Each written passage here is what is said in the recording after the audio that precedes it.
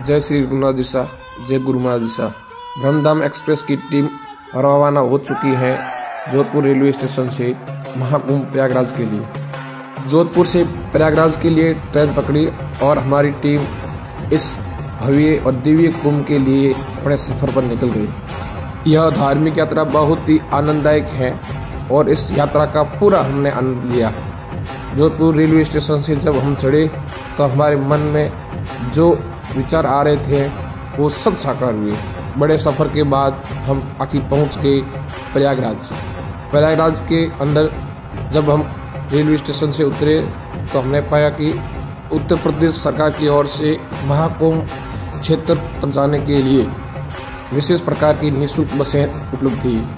उन बसों में सफ़र करके हम सेक्टरों की तरफ बढ़ चले जहाँ पर हमको रुकना था।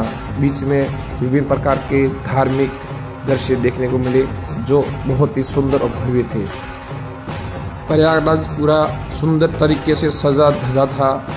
सुरक्षा के बहुत ही पुख्ता इंतजाम भी हमको देखने को मिले। जगह जगह पर सेना और उत्तर प्रदेश सरकार की पुलिस व्यवस्था भी बहुत ही अच्छी थी। आखिर हम कुछ पैदल चलते हुए विभिन्न सेक्टरों से गुजरते हुए ब्रह्मर्षि श्री खेतेश्वर सेवा शिविर पहुंच गए, जहां पर बहुत ही भव्य और दिव्य व्यवस्थाएं की हुई थी।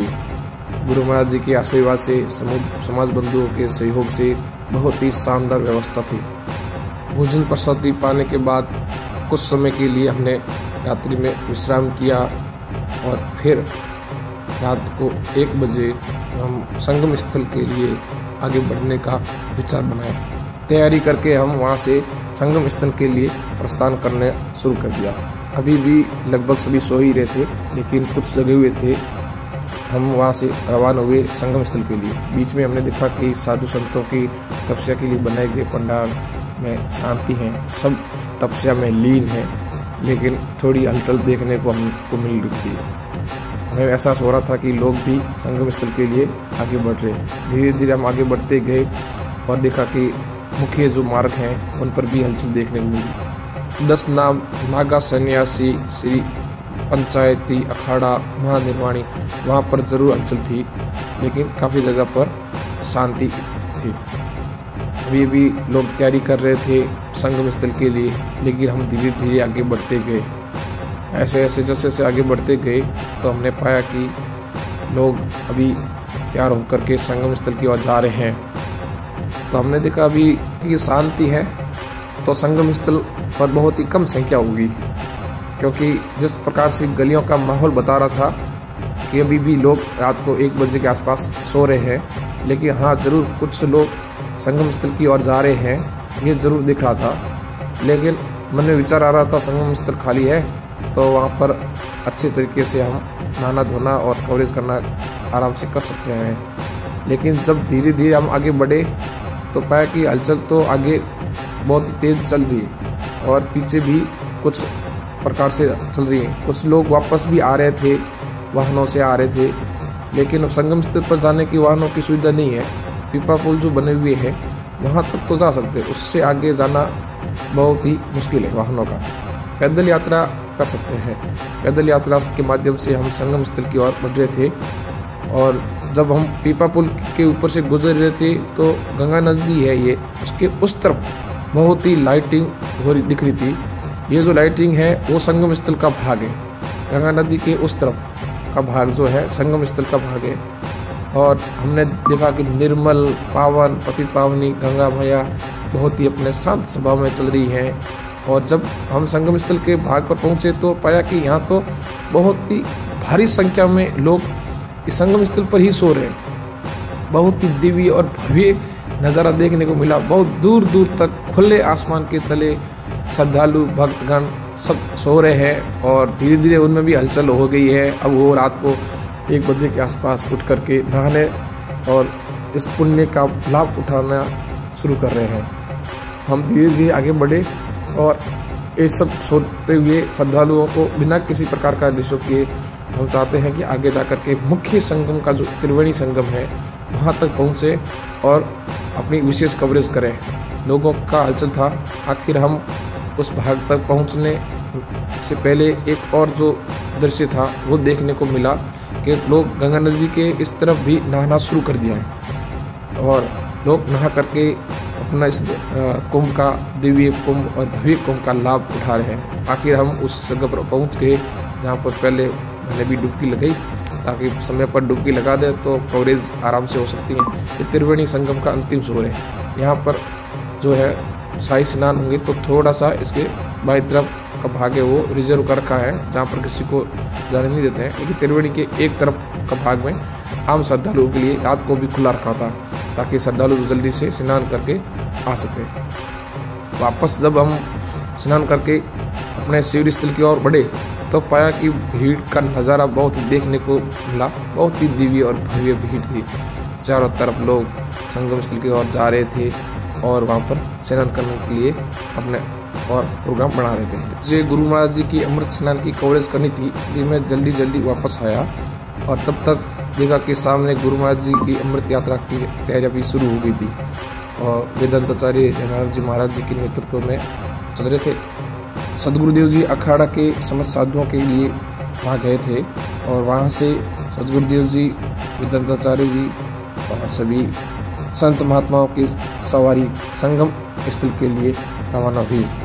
इस दौरान हमने देखा कि सुरक्षा के इंतजाम थे और बहुत ही बढ़िया तरीके से व्यवस्थाएं थी।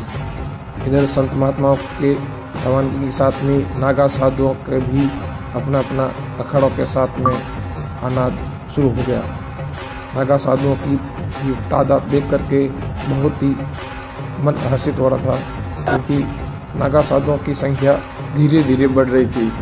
नागा साधु अपने योग कौशल का प्रदर्शन करते हुए नजर आ रहे थे। चारों तरफ पुलिस और सेना के विभिन्न अंग जो सुरक्षा में लगे हुए थे वो पुख्ता इंतजाम कर रहे थे, ताकि नागा साधु और अन्य संत महात्मा जियों को रास्ते में आने जाने में किसी प्रकार की दिक्कत नहीं हो। इधर नागा साधुओं का जोश देखते ही बन रहा था। वे विभिन्न प्रकार के कौशल प्रदर्शन कर रहे थे। धीरे धीरे सवारियां आगे बढ़ने लगी। सदगुरुदेव जी अपने रथ पर सवार हुए। वेदांताचार्य जी भी साथ में थे। समाज बंधु बहुत ही भारी संख्या में मौजूद थे। कुछ वाहन के ऊपर और कुछ वाहन के आगे और पीछे चल रहे थे। सवारियां आगे बढ़ रही थी और आसपास के दृश्य देख करके मन हर्षित हो रहा था। संत महात्माओं की लगातार लंबी कतारों में लगी सवारियां, दोनों तरफ भक्त भाविक और सुरक्षा के पुख्ता इंतजाम अपने आप में बता रहे थे कि ये कुंभ बहुत ही दिव्य और भव्य है। सभी यात्राएं अपने संगम स्थल की ओर रवाना हो चुकी थी और इस बीच में सभी जोश के साथ और उल्लास के साथ में संगम स्थल की ओर बढ़ रहे थे। हमने जब दूर से देखा संगम स्थल तो बहुत ही भव्य और दिव्य नजर आया। इसी प्रकार से जब जूम करके हमने कवरेज की तो गंगा नदी की उस तरफ भारी संख्या में श्रद्धालुओं की मौजूदगी अपने आप में ये दर्शा रही थी कि कुंभ कितना बड़ा और दिव्य और भव्य है। धीरे धीरे पीपा पुल से होकर सवारियां आगे बढ़ रही थी और गंगा नदी के उस तरफ संगम स्थल पर बहुत ही भारी संख्या में श्रद्धालुओं की मौजूदगी ये दर्शा रही थी कि ये कुंभ, महाकुंभ बहुत ही भव्य और दिव्य है। ये विश्व का सबसे बड़ा मेला है। एक प्रकार का धार्मिक मेले में अगर इसकी गिनती जाए तो ये विश्व का सबसे बड़े मेले में से प्रथम स्थान पर ही रहता है। यहाँ पर बहुत ही भारी संख्या में मौजूद श्रद्धालुओं मनमोहक दृश्य अपने मन को हर्षित कर रहा था। चारों तरफ दूर दूर तक श्रद्धालु ही श्रद्धालु नजर आ रहे थे। सभी गंगा में डुबकी लगा रहे थे और इस पुण्य का लाभ उठा रहे थे। धीरे धीरे सभी संत महात्माओं की सवारियां आगे बढ़ती गई और आखिर पीपा पुल से उतर करके संगम स्थल पर पहुंच गई, जहां से हमें मुख्य त्रिवेणी संगम के लिए आगे बढ़ना था। और सदगुरुदेव जी की सवारी पीपा पुल को पार करके और संगम स्थल पर पहुंच गई। संगम पर मौजूद भक्तों ने जब जयकार लगाए तो सदगुरुदेव जी ने सभी का अभिवादन स्वीकार किया। जब हमने नजर चारों तरफ लगाई तो संगम स्थल पर बहुत ही भारी संख्या में श्रद्धालु मौजूद थे और ये दृश्य देख करके ऐसा लग रहा था जैसे समूचा भारत यहाँ उमड़ गया है। बहुत ही भारी संख्या में और दूर दूर तक श्रद्धालु ही श्रद्धालु नजर आ रहे थे। ये अपने आप में एक दिव्य नज़ारा था। संत महात्माओं की सवारियाँ धीरे धीरे आगे बढ़ रही थी। दोनों तरफ श्रद्धालु मौजूद थे, वे सभी संत महात्मा जी का अभिवादन कर रहे थे। इधर सद्गुरुदेव जी भी हर्षित मन से सभी को देखते हुए उनके अभिवादन को स्वीकार कर रहे थे और सभी को आशीर्वाद प्रदान कर रहे थे। संगम स्थल का दृश्य जो है वास्तव में बहुत ही दिव्य और भव्य था। श्रद्धालुओं में जोश और जुनून था और वे जयकारों के साथ हर हर महादेव बम बम भोले के जयकारों से इस वातावरण को गुंजायमान कर रहे थे। और इस प्रकार से धीरे धीरे संत महात्माओं की सवारियाँ उस भीड़ में से बनाई गई सुरक्षित व्यवस्था से होकर के आगे गुजर रहे थे। दोनों तरफ श्रद्धालु और बीच में संत महात्मा जी की लंबी कतार में चल रही सवारियाँ धीरे धीरे संगम स्थल पर आगे बढ़ते हुए वो त्रिवेणी की ओर आगे जा रही थी। जोश और जुनून जो भक्त भाविकों में दिखने को मिल रहा था वो अपने आप में बहुत ही अनमोल पल था। दोनों तरफ जब मौजूद भक्त भाविकों ने हर हर महादेव बम बम भोले के जयकारे लगाए तो ऐसा लग रहा था कि कोई ईश्वरीय शक्ति हमको साक्षात आशीर्वाद प्रदान कर रही है। संतों का ये बड़ा संगम बहुत ही मनमोहक दृश्य थे और यहाँ पर एक तरफ नागा साधु अपने जोश और जुनून के साथ हर हर बम बम भोले हर हर महादेव के जयकारों के साथ आगे बढ़ रहे थे। बीच में श्रद्धालुओं को आशीर्वाद स्वरूप उनको पुष्प मालाओं में से पुष्प प्रदान कर रहे थे। ये दृश्य बहुत ही मनमोहक था और देखने ही बन रहा था। धीरे धीरे नागा साधुओं की संख्या बढ़ रही थी, आम श्रद्धालुओं की भी संख्या बढ़ रही थी और ये सब आगे बढ़ते हुए त्रिवेणी के उस संगम की ओर बढ़ रहे थे। दूर दूर तक भक्त भाविक नजर आ रहे थे और यहाँ इधर महात्माओं की सवारियाँ धीरे धीरे आगे बढ़ रही थी। ये दृश्य अपने आप में बहुत ही अनमोल दृश्य थे। इस प्रकार से ये अनमोल पल कैमरे में कैद करने लायक थे। यूपी सरकार की ओर से बहुत ही सुंदर व्यवस्थाएं थी। साधु संतों के लिए संगम स्थल जाने के लिए बीच में बैरिकेड से रास्ता बनाया हुआ था। आम भक्तों के लिए भी व्यवस्थाएं थी। हर प्रकार से सुविधाएं होने के कारण ये कुंभ बहुत ही अनमोल और दिव्य और भव्य बन गया। जिस प्रकार की व्यवस्थाएं थी वो बहुत ही प्रशंसनीय है और इधर संत महात्माओं को भी सुविधा हो रही थी। किसी प्रकार की कोई भगदड़ नहीं दिख रही है। सामने देखिए आप, एकदम शांत भाव में सब भक्त भाविक खड़े हैं अपने संत महात्माओं जी के आशीर्वाद लेने के लिए, उनसे उनके दर्शन करने के लिए। और धीरे धीरे संत महात्माओं की सवारियाँ संगम स्थल की ओर बढ़ रही थी और इधर दोनों तरफ भक्त भाविक जयकारों के साथ उन महात्मा जी का स्वागत और अभिनंदन कर रही थी। धीरे धीरे सवारियाँ आगे बढ़ रही थी।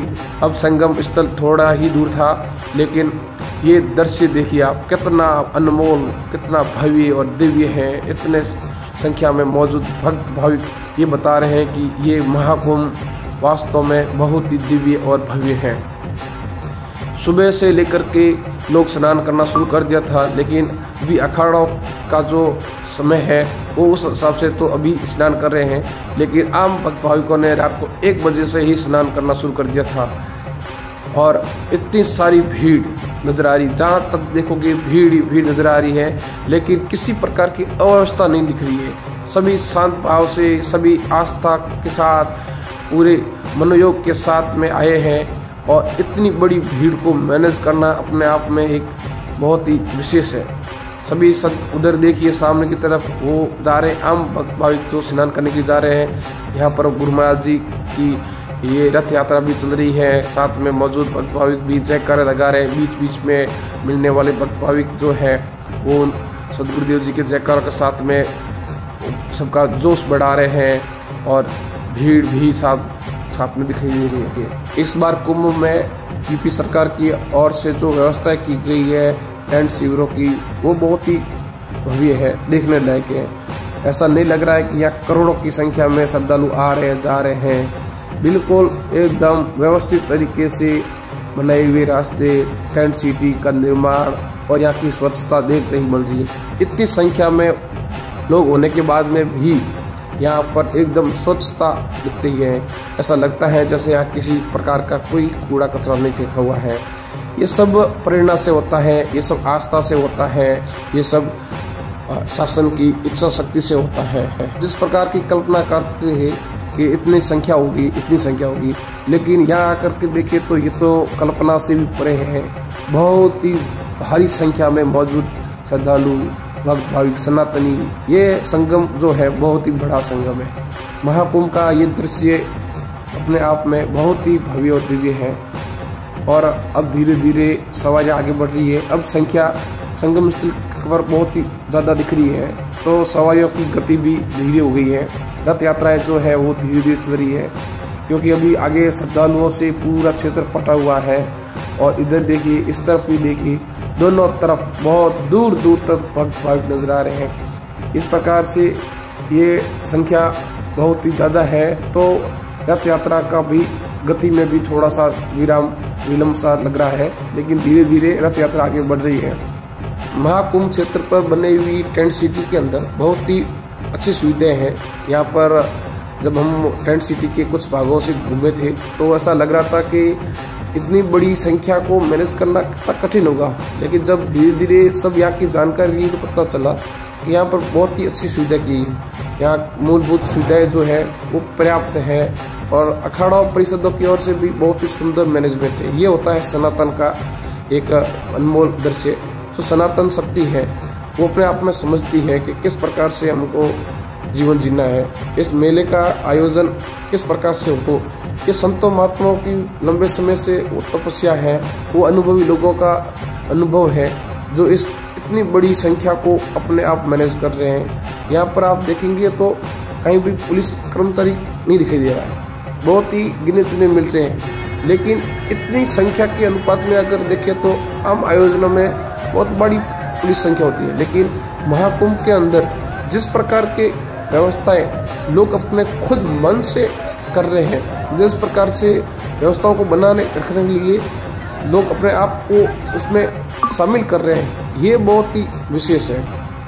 यहाँ पर व्यवस्थाएं करने के लिए पुलिस प्रशासन की तरफ से भी बहुत अच्छा सहयोग है, हर प्रकार से हर विभाग की ओर से पूरा सहयोग है। लेकिन जिस प्रकार से आमजन एक जागरूक नागरिक होने के नाते, एक सनातनी होने के नाते अपने आप को ये देखिए, ये दृश्य, ये है अनमोल, ये है सनातन की शक्ति, ये साधु संतों का संगम बहुत ही भव्य और दिव्य। ये नागा साधुओं का एक जत्था हमारे पास से गुजर रहा है, देखिए बहुत ही अनमोल, बहुत ही दिव्य, बहुत ही भव्य है।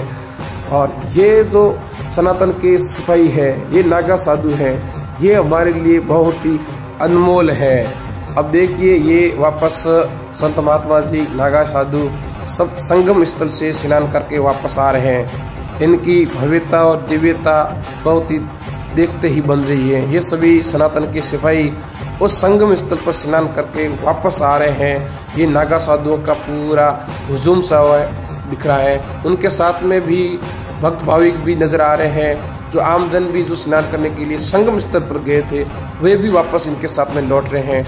ये वो रास्ता है जहाँ से स्नान करने के बाद में दूसरी तरफ से एक घूम करके आते हैं, ताकि आने के लिए अलग रास्ता हो और स्नान करने के लिए दूसरा रास्ता हो। ये देखिए, ये सदगुरुदेव जी भी स्नान करके पधार गए हैं। सदगुरुदेव जी के साथ में भक्त भाविक भी हैं।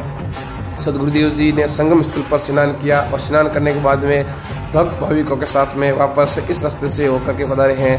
अब सदगुरुदेव जी वापस स्नान करने के बाद में वापस शिविर के लिए तैयारियां कर रहे हैं। और प्रकार से पहले अमृत स्नान का बहुत ही भव्य और दिव्य नज़ारा हमने रिकॉर्ड किया। हम रास्ते में एक नागा साधु से मिले, उन्होंने भी विभूति लगा करके मुझे आशीर्वाद दिया और कहा कि तुम्हारा कल्याण हो।